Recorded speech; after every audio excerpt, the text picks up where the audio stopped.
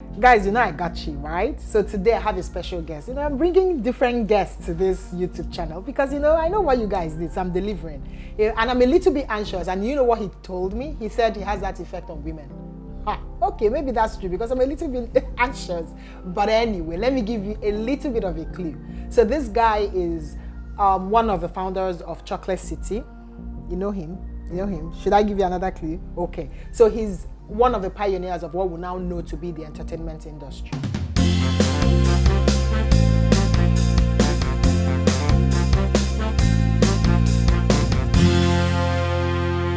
So today, like I told you guys earlier, I have a special guest. So I have with me Mr. Paul. Yay! Hello. Welcome. I'm so happy to have you here. Thanks for having me. I'm so happy. God, thank you. Thank you for coming to this show. You're welcome. So tell us, Mr. Paul, what have you been up to lately? I've just been working hard, as usual, trying to add value to the things that I do and to my family and my people who work with me. And that's what I do all the time. That's the most important thing for me, adding value. So I've been doing that, I think. So tell us a little bit about Chocolate City. We've been around for a while. Yeah. I think I'm happy with it where it is now because now we have a new generation who are doing quite well, who are running the business. IB, our VP for music, she's doing a fantastic job, and Apuchi is our new CEO. So Aldo and myself these days just support from the from the back end, and they've done very well. They've been doing well with Blaqbonez is doing quite well. Quite happy with Blaqbonez. Quite happy with Young John. He's got a new single out with David Odada, I think it is, and is doing quite well. So happy with Young John and Noon Dave, Candy. So they're doing quite well, and we're quite proud of them. Okay. Yeah. So let's talk about Zizah, your son. See how your face just lit up. That's so cool. So tell us about him. Zizah is, like I said, my son, my middle child. Yeah. He's 13. Yes. He's an amazing young man, amazing artist, amazing human being, and then of course he's on the spectrum, autism spectrum, which I think also makes him even more special. Because I consider kids or people who are neurodivergent to be special, and that's just because they need to navigate life through sort of those lenses, which those of us or people who are neurotypical don't really or can't really understand. So it's quite amazing being his dad and just watching him sort of evolve. Like he does some really amazing things. Sometimes it's hard to explain, but really, really amazing things. Even for someone like myself who's seen, I've been around, I've been in many situations, met a lot of people, but Zizah always sort of, has a surprise for you. And then tell us about his artwork. Yeah, so he's, of course, he's a prolific artist, which means he does a lot of painting. Like the amount of work he does, and that's the thing with kids on the spectrum. When they're good at something, they're not only good at it, but they have a lot of the productivity is very high. I'll put it like that. I think their IQ is actually higher. Yeah. It's high IQ, yes, but very high productivity. So like a normal artist would probably do a painting in a month or so, look for inspiration and then take the time to do it. But this kid can do 4 paintings in a week, sometimes 2 in a day, and because the way their minds work is I don't know. So there's something called Savant syndrome, which some people on the spectrum have. So so Savant syndrome is when they have autism, but they also sort of have a specialty in one particular area. Some of the kids is with math, some is with computers. Zizah is with art and music. But these days more the arts. The music he plays by ear, which means he's had no formal training. He just hears a song, and if he listens to the song long enough, he just goes to the piano and starts playing it. Like that one still I feel is jazz. That one still, like I've seen it so many times, but every time I see it, it's still like, you know, wow, how does it work? So he's listening to a song on TV, and all of a sudden he starts focusing on the song, and then maybe 2 days later you just hear him on his keyboard just playing the exact same sound. You know, like how does that? I think they have this capability of zoning in. Yeah, especially because like my older child, my daughter Zara, she's my first. She just turned 15. She was doing piano lessons, music lessons, for a while, and she was at the Muson doing the lessons. And we didn't know this, but he'd be listening to her when her teacher was in the house. He'd be listening to their lessons, and then we didn't know what was going on in his mind. So one day I was downstairs, and then somebody was playing the piano upstairs, and you know, I was like, why is Zara playing piano at this time? It's late, you know. And then I turned, and Zara was right there. So I was like, who is playing the? And he was playing the exact pieces that she was learning for her Muson exam.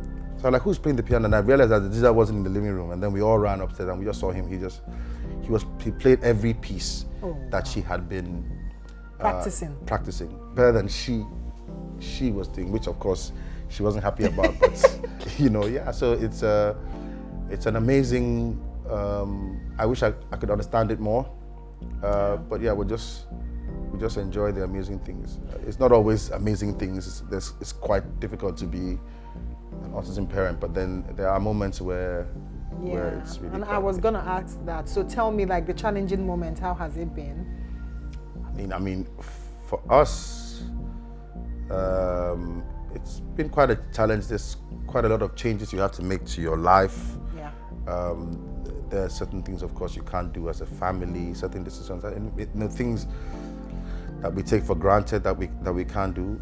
Like if you have kids, you understand things, you know, in development of your child that you take for granted. Just even being able to brush your teeth. Yeah, I get you. That your kids take for granted, but with people like that, sometimes the teeth are too sensitive. Sometimes, you know, so it's hard. You know, I remember when, you know, one time we had to let his hair grow because he couldn't stand the vibration of the clippers. So there's a lot of sensory issues, you know, and sometimes those sensory issues, they switch. You know, sometimes he wants to be touched too much, and sometimes he doesn't want to be touched at all. So depending on the day, he'll either hold you close or he'll push you away. And then, so the same thing with the things that he, you know, engages with in life. So those things were challenging, of course, medically as well, because there's the autism, there's, you know, issues with the gut, there's the epilepsy as well, there's a lot that is going on. So as a family, it can easily, you know, redirect your plan. So for example, you know, my wife had to, you know, leave employment to focus on him, which she was very glad to do, of course. And now she works, you know, with him and also with other kids. Of course, you know, it's now has a new life because now she has her own NGO called Haven for Autism, where she sort of supports my son and also other kids on the spectrum, you know, and she's done quite well, you know, quite amazing. I think it's actually what she was meant to do. It's just that, you know, my son just sort of made it more apparent. So there's also the impact on the other kids, especially my daughter at the time. It seemed as if we didn't have enough time for her. So there was some negative impact there, which I have to admit. We didn't do but again, you must understand that, you know, as a father, there's a panic, especially if you're first son, right? So there's a lot of, and I'm Igbo as well, which is a double threat, you know, and so that whole first son thing where you have all these plans, you know, you want to teach him how to drive a car or teach him how to chase women or, you know, whatever plans you have, you know, take him to play football, those things you can't do. But I would say the biggest lesson I've learned in being a father of someone on the spectrum is you have to really sort of mature as a father, because when you have a child who you're giving love and that child is able to give it back, then it's easier. It's an easier thing. So the circle is complete. But sometimes you have to love someone without getting anything back. So sometimes he doesn't even know He doesn't give a, can I swear on this program? Oh yeah, please do. You know, he doesn't really give a hoot. what you're doing. So you can be loving on the kid and he doesn't notice. He doesn't, you know, he's just in his own world. And sometimes as human beings, you sort of need that, I don't know, I mean, you know what I mean? Like when you have a kid, you sort of need that affirmation as well as a parent, that your sort of child loves you back or that you are doing the right thing. You know, I mean, sometimes the child gets sick or ill, can't tell you. He can't tell you where it hurts. So, I mean, there's sometimes when he has an injury, of course, also the spectrum also makes him very rambunctious, you know what I mean? Like he's, you know, quite high energy. I know. You know, and when he's running hard. When he's playing hard. And sometimes he have an injury. I remember one time he had a broken toe, and we didn't know for weeks that his toe was broken, because the thing with kids on the spectrum is that they also have a very high tolerance for pain, very, very high. And I don't know why medically, but it's something to do with the nerves and the sensory issues. So he can get a cut on his arm and not feel it that much. Not feeling the pain. Or express it in such a way he's you would not know. even feeling it. Yeah. Like I've, you know, there's a time when he tore his knee open. I was away at a conference, and I told me he jumped, because he also likes climbing, right? So he jumped from a tank or something. He tore his knee open, and he went to the hospital, and the doctor was, you know, like, should we give him a local anesthetic? And I said, he's probably not feeling the pain at all. And they didn't believe us, but then they just put the knee back, they were sewing it. Then he was just chill, looking at them. So I was like, wow, this is really, really scary, because then it's dangerous, because something can happen and you won't know. So yeah, he had a broken toe for a while, and we didn't know until, you know, I saw like the discoloration or something. I said, there's something wrong with that toe. And so our job was to begin to use therapy to begin to, of course he was non-verbal at first. Now he's not so non-verbal. Now I would say he's, I use the word quasi-verbal. That's a good word. Zozo, like German to say. Yeah, Zozo. Because now he has like 100 words, 200 words that he can say, and that took every word he learned. It was like a big effort. So it was also a big celebration on our side. So now he can pretty much, you know, communicate to us now, which makes things much better. So he can say, I'm hungry. I can say, I want water. So now he can, and he could before, just that he just wasn't bothered. He wasn't interested. So now he understands that for him to get through with life, he sort of has to. So if he has to tell you something, he will. If he really, really has to tell you, okay, you know what, I want to eat. If you don't create the environment for him to ask, then he won't ask. If the food is there in the kitchen, he'll just walk in and get the food by himself and go, right? But then so we had to learn, and luckily at the time, we had the means, so we had to move to the US for a little bit. There's a place called the Emory Center in Atlanta. Yeah, I know Emory. The Emory Autism Center, Yeah. and they're quite excellent. So that was where we learned how to deal with him better. The first time we learned about autism, this is what you do, the therapy, and then they even have therapy for siblings of people with autism. So my daughter got some support as well, which was very important.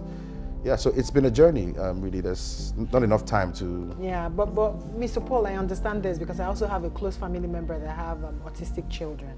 So I know all you're saying, and I understand that. Yeah. And I know that it actually put a strain on the relationship this person had with the wife. Sure. So I just wanted to also maybe ask a little bit, did it affect your relationship with your wife? Because, I mean, this is a relationship channel. Absolutely, it does. Yeah. And how did you manage to, you know, come out of it? Because, you know, there are people that have these challenges, and that's the whole essence, to be able to give them hope. So how do I answer this now without getting into trouble? So one thing that I've tried to teach myself over the years is that I'm not really so result oriented anymore. So I don't really think about, so when you ask how did you get out of it, there's no out of it. There's no out of it. It's an ongoing. So more like, how are you dealing with it? That's a better question. Yeah. It's an ongoing situation because, of course, it puts strain on the marriage. If you can imagine that people without kids who are, you know, disabled or who are on the spectrum or who are neurodivergent have problems every day. Absolutely. And then depending on the kind of people that you are, you know, people argue about anything. People argue about mundane things, important things. So you can imagine that with a family like that, of course, there's already the tension that comes with having different personalities, which you have to deal with as a married person every day of your life.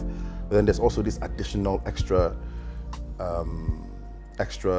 you know, I won't call it a burden, because of course my son is not a burden. Extra situation, you know, simple. Yes, yeah. So it's not a burden, but and of course sometimes it creates tension.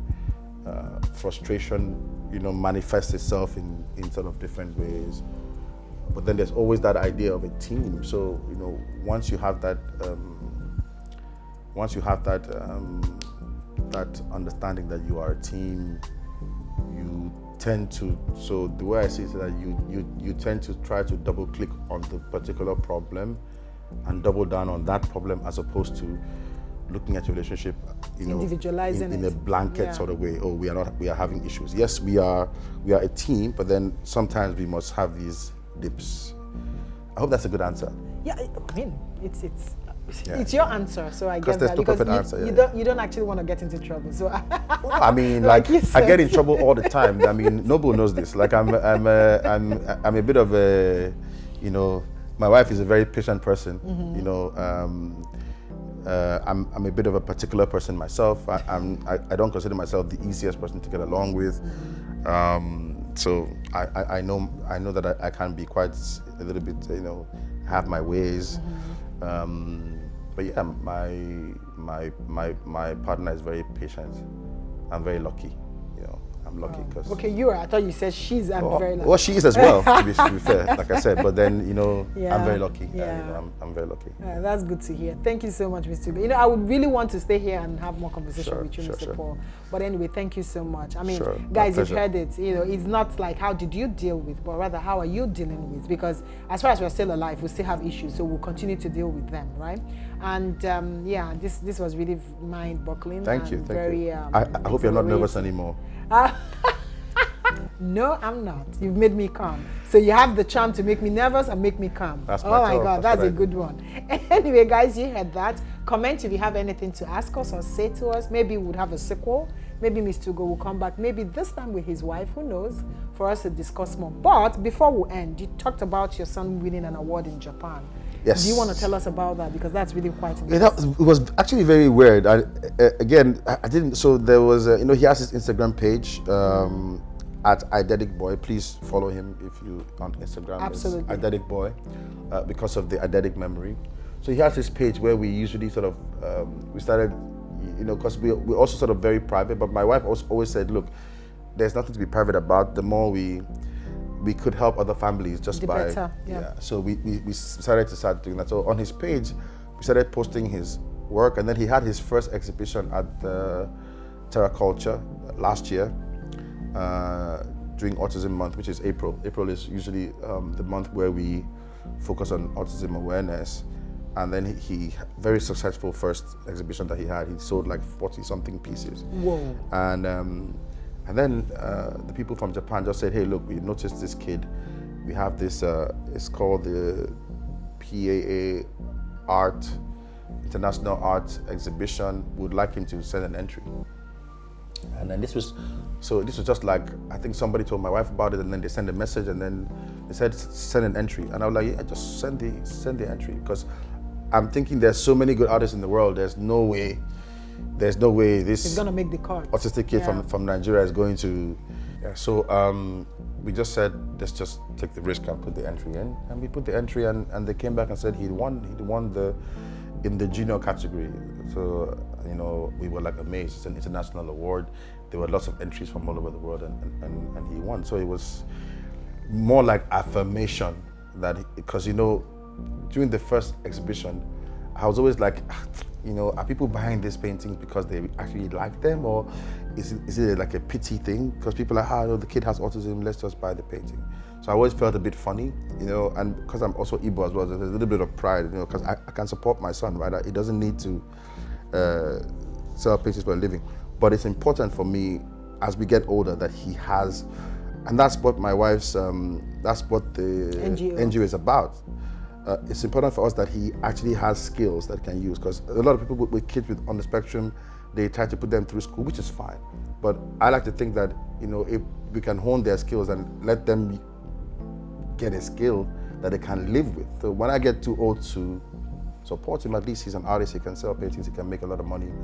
For himself. I mean, he's been, you know, he takes care of his own school. I mean, his artwork takes care of his school fees. He has an account now, the money is going in there, and last year he did very well. So, you know, he's a wealthy young man, you know, by his own right, like just with his own skills. Work. And that's what as a father, that's what makes me happy about the artwork, that not only is he doing something that helps him to release, but he's also building a reputation and a future for himself, so that when we're older and can't support him, he can support himself. And I think every family with kids who are on the spectrum should really think about, you know, tomorrow. I mean, what's going to happen because we can't all live forever, right? So what skills are these, you know, these kids learning today that helps them become, you know, add value as well to people? So now my son, I have friends who send me pictures. Hey, I saw your son's painting in this guy's living room, or in this guy's office, and of course it really makes us very proud. And